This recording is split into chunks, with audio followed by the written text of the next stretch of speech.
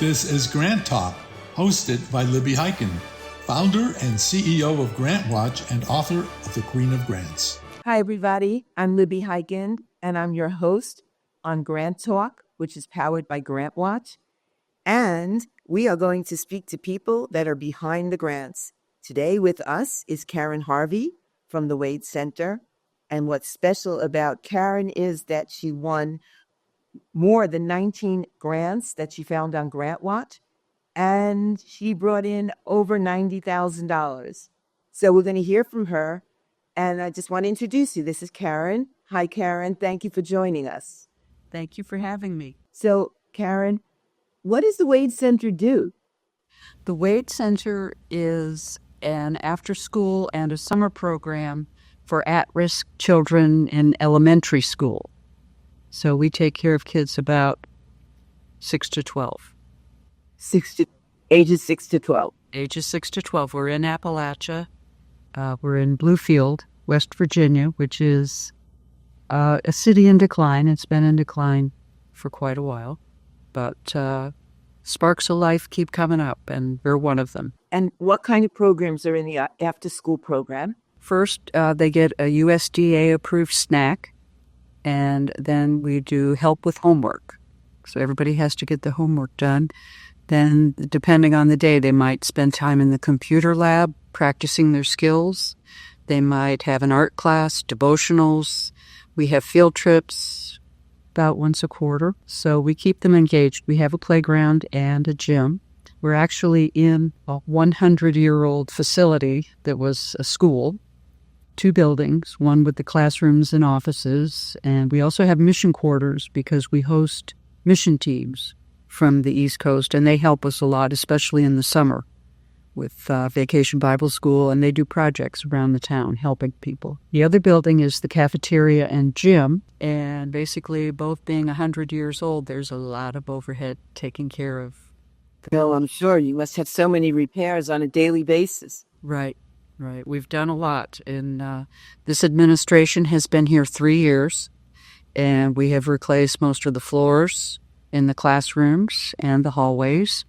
The auditorium has been completely renovated, and I think some of the grants we got on GrantWatch helped with that. We also get grants from local funders, and a lot of that is for the capital projects that we do. Years ago, I taught learning to read through the arts in the summer program. And we actually did artwork and studied the masters and taught them to read at the same time. It was a phenomenal program. I believe that when you're teaching, you have a goal, but if you make it really fun, it happens much quicker.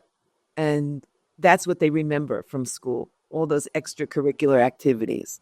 Right. And the children we serve don't have a lot of the opportunities that other children do. So the computer lab is very important. We staff that with state-of-the-art equipment thanks to a grant from AstraZeneca for $25,000 that we found out about on GrantWatch. So that was actually the second biggest one.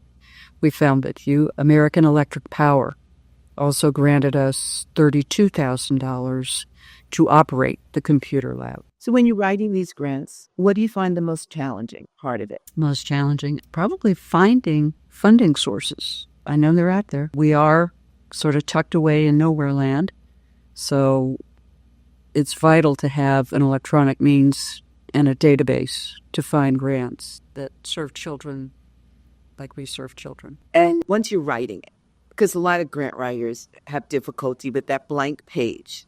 Oh, I've been a writer all my life. I have boilerplate, of course, but I think the most important thing to do is read the instructions. Follow the questions in order. I'm amazed that people don't do that, but answer the questions as they're asked, and your job is to prove that you fulfill the funder's mission.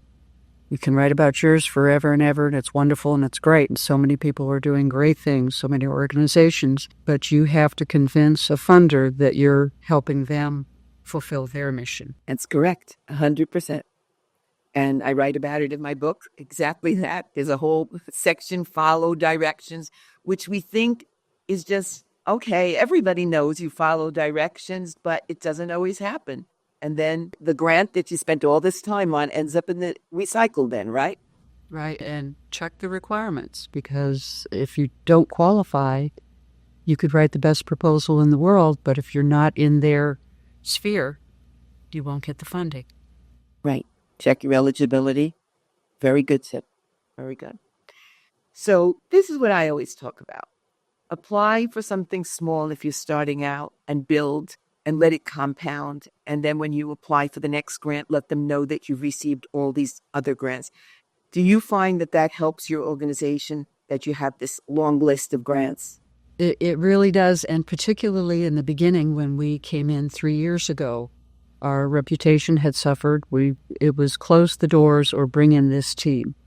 So we came in, and it was a real challenge to identify that. So Why were the doors going to close? the enrollment had declined, staff morale was not good, things had not progressed as they should.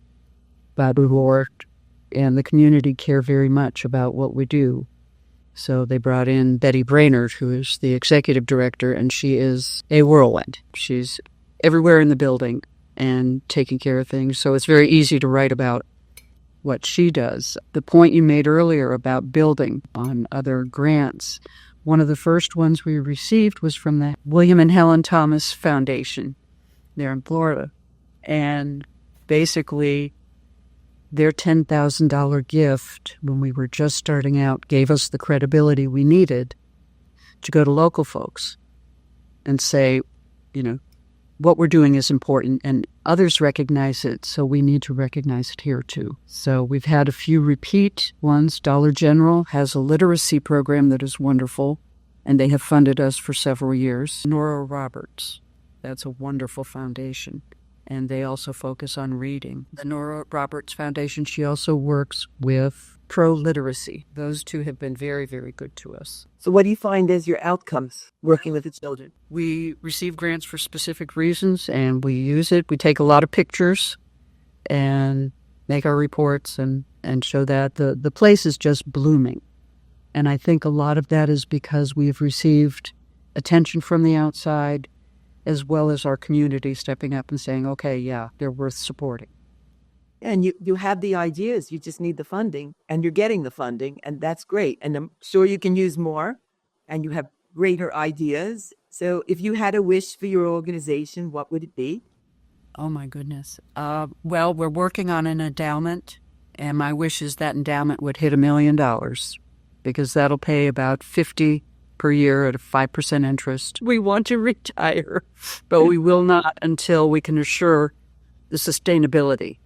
And the endowment will do that. We're working on a big grant that we found on GrantWatch for AmeriCorps to get volunteer staff, or actually they will pay the staff to come here, because that's probably our biggest concern, is getting enough staff and volunteers to take care of the children. Right. And if you get volunteers, you save on the staff salary.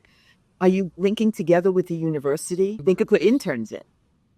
We have some interns here. We have volunteers coming.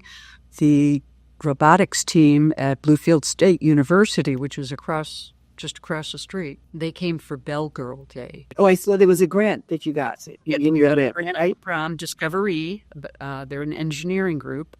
And they funded Bell Girl Day for the robotics team to come down. NASA West Virginia bought robotics kits, solar-powered robotics kits, and the students and the robotics team put them together.